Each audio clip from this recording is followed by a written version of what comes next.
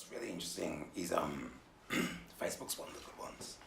And I think what was really challenging for us is we started this project pre-Cambridge Analytica, and then identifying problems, and then post-Cambridge Analytica, Facebook kind of went in the back end and did a bit of a clean-up, and a lot of glaring problems that sparks this grant were kind of not quite sorted out, but were kind of made better.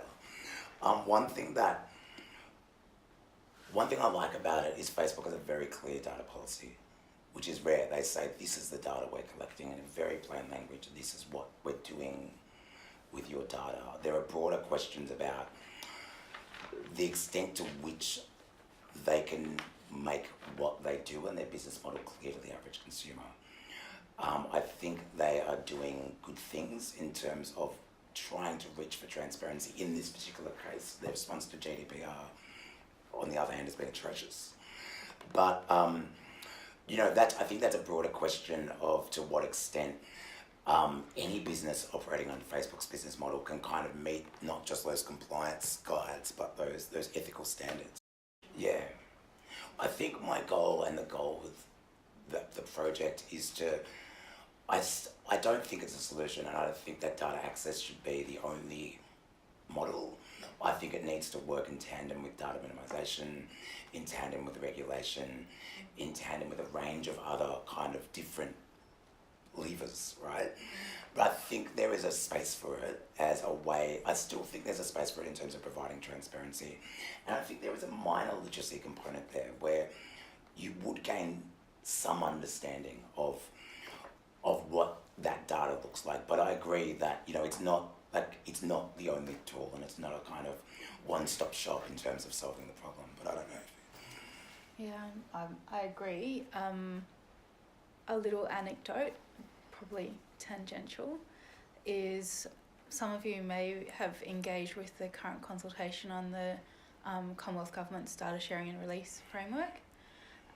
One of the early consultation meetings that I went to on that, they spoke about consumer data right as offsetting some of the privacy concern about the Commonwealth's framework.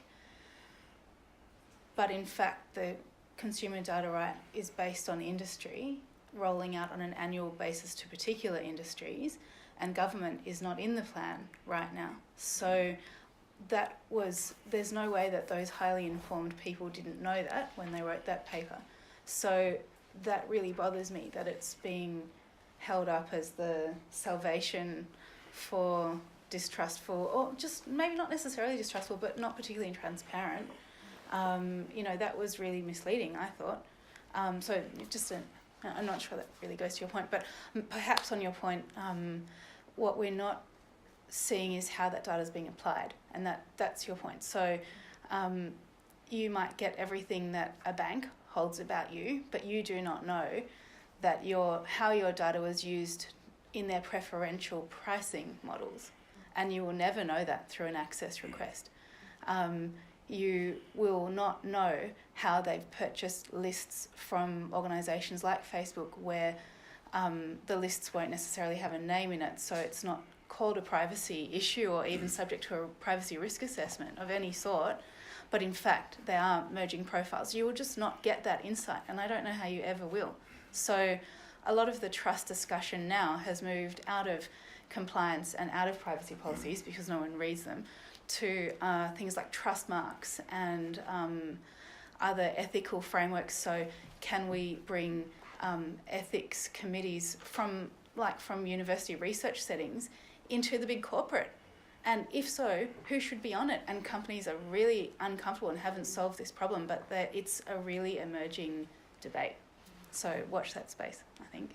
Yeah. Just back on that, talking again, because that was exactly my question as well. It's not the data, it's what's done with it. And then bringing up my health record, yeah. I've recommended to everybody that I know not to not allow access to it, just on the basis that I don't believe that there's any way that they can protect your information. There's just too many people involved, too many bodies. That's obviously my personal opinion. Yeah. I was really surprised when I saw the government put out an advertisement, pro saying, this is all good, this is how we do it. There was no reference at all to any of the possible risks. Not, you know, it didn't even Definitely. indicate Yeah, that there's Yeah. this whole other story around it. Now that's typical yeah, PR, yeah. but I just thought that was, I mean, what did you see Yeah. those ads? Absolutely. What So, did you, I mean, I'm Yeah. interested, was it Yeah. only me that thought No, that was no, actually I completely not agree. being fair? I agree wholeheartedly. And how do you Yeah. how do you make the consumer aware? Can you suggest, like, how would you make them aware that Well, there's that's all these the, other issues? yeah, Like, as Picard said, you know, when Yeah. I'm 7, I made a choice between my student and my teacher about what I tell them. Yeah. But when that goes into one big vat, you have got absolutely no control that's over the context. definitely, and that's the quandary. That question of how would you ever adequately explain is the quandary at the heart of the opt-out debate. Because if we're accepting that opt-out is an adequate consent, is it informed, specific, irrevocable? Well, I'd be interested to see whether there's a legal challenge down the line that says that consents weren't valid. I don't know. I think that'll be interesting. The two things that come to immediate mind, one, which I don't know, I haven't gone into too much detail with this, but one is the GDPR, right to forget, which Melanie might be able to speak to, but the second one is That's for the EU. yeah, right, yeah, no, but like if we're suggesting policy solutions, and the other one is from the US, which is the Federal Trade Commission, who wrote this wonderful report into data brokers. And one thing they suggested, like, I think there's like 9 data brokers in the United States or globally, whatever. And So people like Equifax and that kind of thing? yeah, and they're like, there needs to be like one website where you can just opt out of all of these brokers in like a seamless thing. Now, obviously, I don't think that's gone Sounds like a anywhere. digital passport type. Yeah, where you can say, look, Equifax, delete my data. Because, like I've done some kind of casual looking at like some Australian examples of these, and the option is there. You just, no one thinks to go, oh, I should check out, who has my Woolworths rewards data and potentially remove that. Yeah. So Ben, I think, I don't know whether it's in the European Union where they've kind of, I think it's from Canada, where they are more into opt-in as kind of like an alternative solution. If it's a website, like, because automatically you've kind of like opted in, then you've got to make an effort. You go find the phone number, then call them and say, I don't want you to collect data.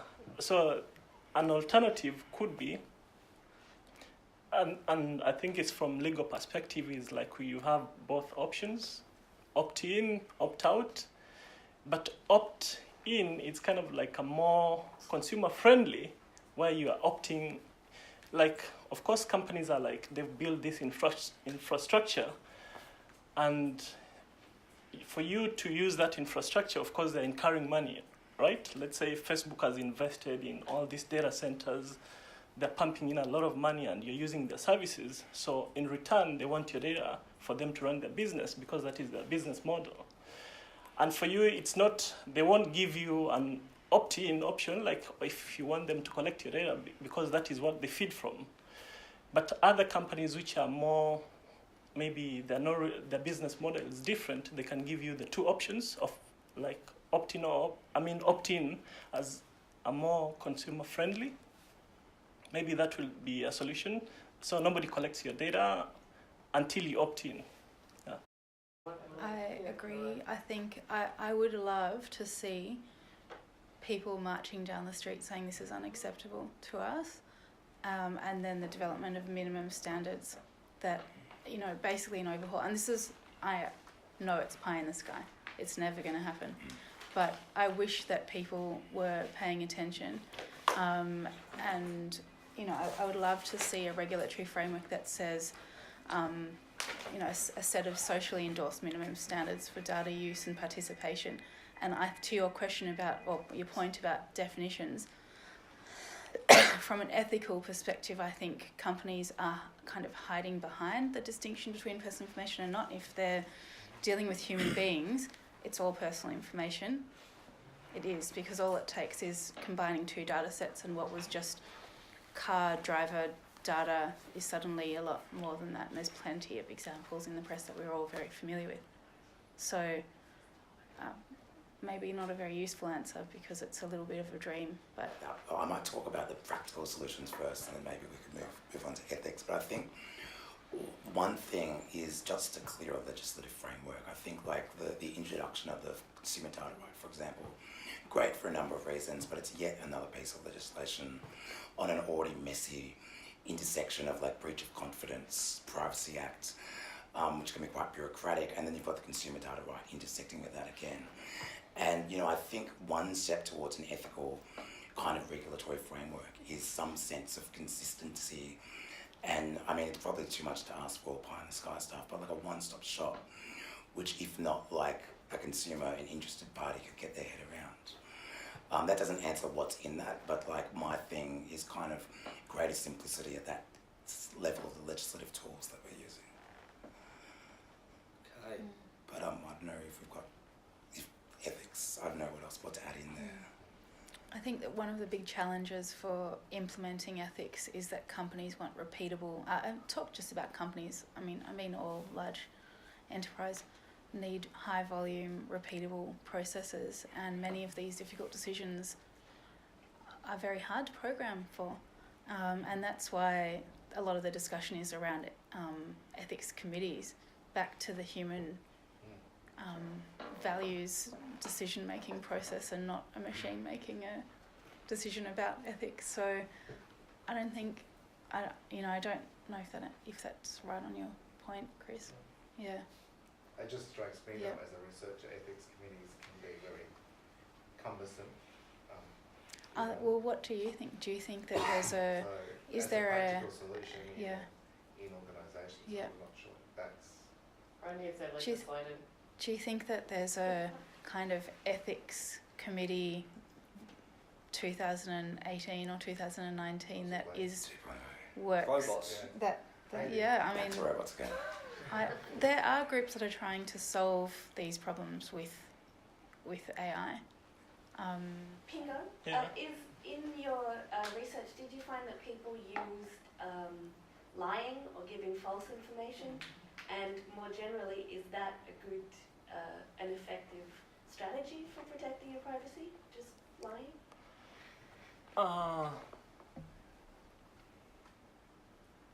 Basically, what I found out, especially for people use nicknames, so that is not really lying, because it's kind of like one of the participants was saying that was a safe space for her to kind of like discuss. So she was not really basically lying about her identity, but it's just to create that avenue for herself to have meaningful discussion with other people. So we can't really say it's lying.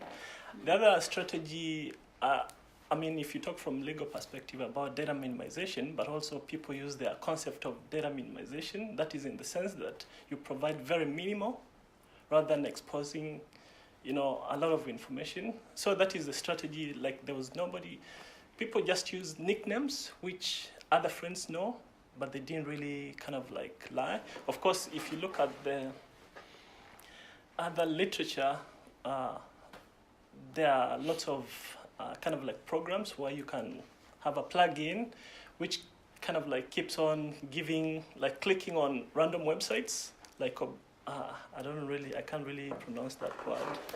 Like you hide your real identity by, especially when you're doing like online search, it keeps on clicking to random stuff. You're basically lying to Google, like you're going to these websites and whatever that they tailor to you, it's basically doesn't really make sense. So those are the strategies people used, and other people were just going to clean up their search histories for them not to be receiving these random advertisements.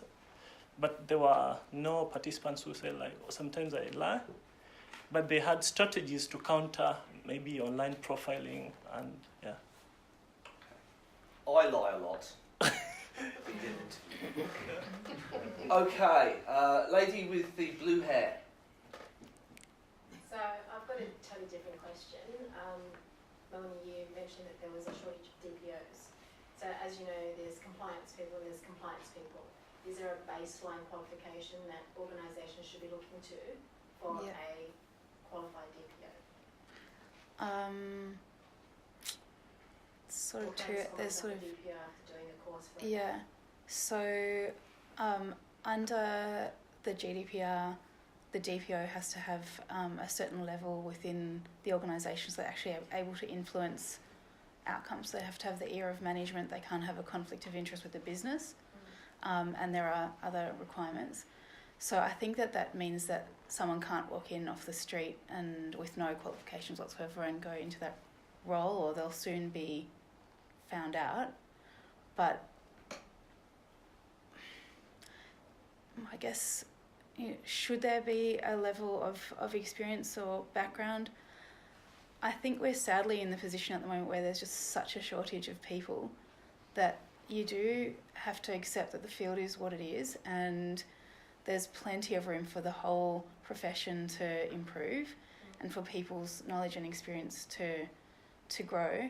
But the reality is that they're probably, this sounds quite negative, but there might be some level of, well, that person will do because it's better than nothing, and we'd rather have someone in there than not have anyone in there at all. And that is the market at the moment. There are a ton of jobs out there and not enough people. So that's something for RTOs to kind of consider, to be able to come up as a group to build in line a qualification that organisation can then trust. That's true. So there are some certifications. The organisation that was named in my intro, IAPP, has certifications. If people are interested in certifications, happy to talk about that or provide a link. There's one that's practical privacy management.